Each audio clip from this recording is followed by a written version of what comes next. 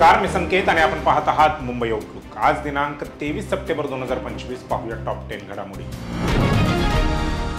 सध्या राज्यात मुसळधार पावसाचा धुमाकूळ पाहायला मिळत आहे। महाराष्ट्रातील बीड, मराठवाडा, अहिल्यानगर यांसह अनेक भागांना मुसळधार पाऊस आणि अतिवृष्टीने झोडपून काढले आहे।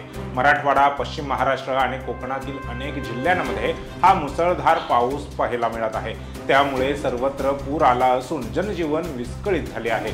या पुरामुळे शेतीचे प्रचंड नुकसान झाले आहे, तर अनेक गावांमध्ये पाणी शिरल्याने नागरिक अडकले आहेत। त्यातच आता मुख्यमंत्री देवेंद्र फडणवीस यांनी या पूर परिस्थितीची सविस्तर माहिती घेतली।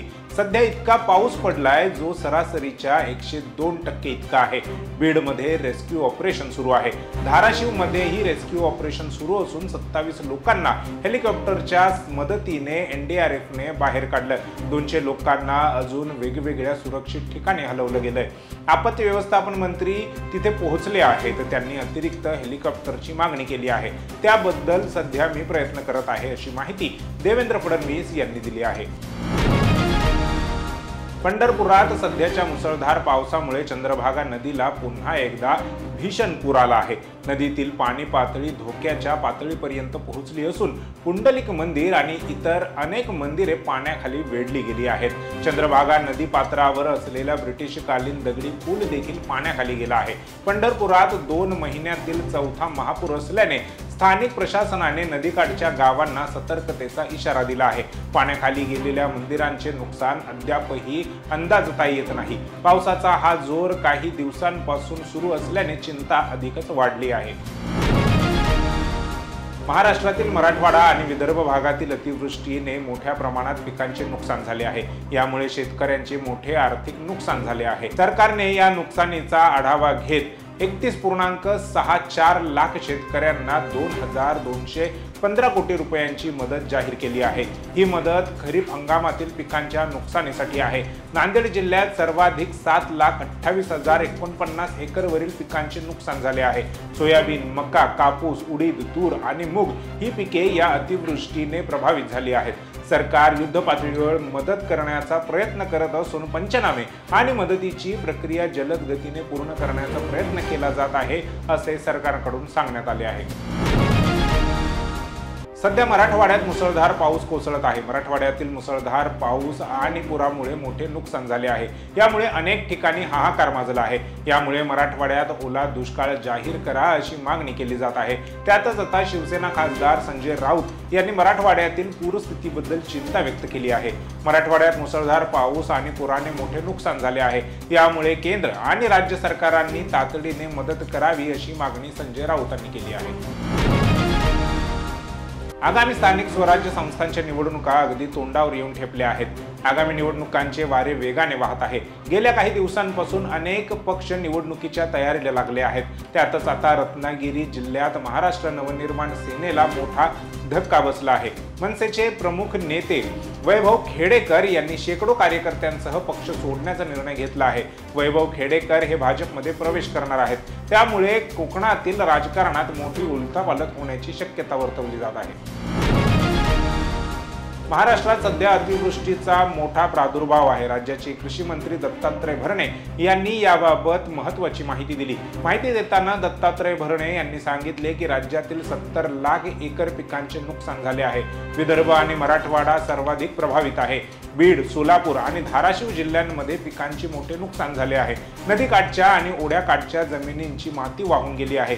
अनेक पशुधन आणि घरांनाही नुकसान झाले आहे। राज्य सरकारने पंचनामे युद्ध पातळीवर सुरू केले आहेत आणि दिवाळीपूर्वीच सर्व शेतकऱ्यांना नुकसान भरपाई देण्याचा प्रयत्न केला जाणार आहे। सरकार शेतकऱ्यांच्या पाठीशी उभे आहे असेही राज्य कृषी मंत्री दत्तात्रय भरणे यांनी स्पष्ट केले। भारत पाकिस्तान सामन्यात हारिस रौफ सतत भारतीय फलंदाजांना उकसवण्याचा प्रयत्न करत होता। त्याने दुसऱ्या डावात तर सर्व मर्यादाच ओलांडल्या। फलंदाजी करत असताना त्याने मैदानातील प्रेक्षकांना हाताने एअरक्राफ्ट पडल्याची ॲक्शन करून दाखवली। सीमारेषेवर क्षेत्ररक्षण करणाऱ्या रौफला स्टेडियम मधील भारतीय चाहत्यांनी थेट त्याची जागा दाखवून दिली। चाहत्यांनी त्याला थेट विराट कोहलीची आठवण करून दिली। रौफची ॲक्शन पाहून सर्वांनी कोहली कोहली असा जयघोष सुरू केला। त्यामुळे तो आणखीनच चिडला। आता या वादामध्ये रौफच्या पत्नीने उडी मारली आहे। हारिस रौफची पत्नी मुजना मसूद मलिकने तिच्या अधिकृत इंस्टाग्राम अकाउंटच्या स्टोरीवर एक फोटो शेअर केला आहे। या फोटोमध्ये हारिस रौफ हातवारे करताना दिसत आहे।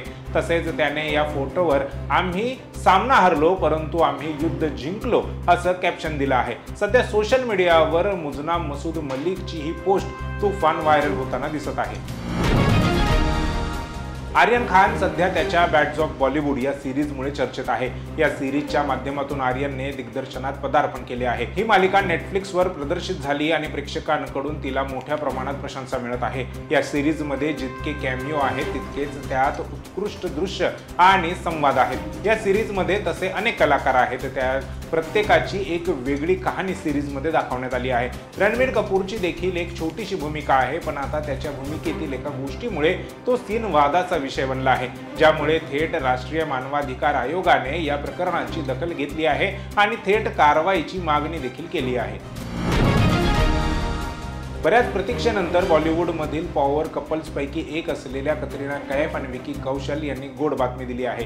विकी कौशलने सोशल मीडियावर फोटो पोस्ट करून चाहत्यांसोबत गुड न्यूज शेअर केली आहे। बऱ्याच काळापासून कतरिना कैफ गरोदर असल्याच्या चर्चा रंगल्या होत्या। अशातच आता लवकरच आई बाबा होणार असल्याचं सेलिब्रिटी जोडप्यानं जाहीर केलं आहे। विकीच्या पोस्टवर चाहत्यांकडून कमेंट्स आणि लाईक्सचा वर्षाव केला जात आहे। मराठी चित्रपट सृष्टीत सध्या एकाच नावाची चर्चा रंगली आहे आणि ती म्हणजे वडापाव। टीझर आल्यापासूनच या चित्रपटानं प्रेक्षकांमध्ये प्रचंड उत्सुकता निर्माण केली आहे। त्यात आता प्रदर्शित झालेला धमाकेदार ट्रेलरने त्या उत्सुकतेला आणखीन हवा दिली आहे। नुकताच वडापावचा ट्रेलर लॉन्च सोहळा संपन्न झाला। या भव्य ट्रेलर लॉन्च सोहळ्याला महाराष्ट्राचा लाडका अभिनेता रितेश देशमुखची खास उपस्थिती होती। त्याच्या उपस्थितीमुळे सोहळ्यात अधिकच रंगत आली। कॉमेडी, भावनिक क्षण आणि नातेसंबंधांवर विचार करायला लावणारा हा सिनेमा प्रेक्षकांसाठी भन्नाट मेजवानी ठरणार आहे।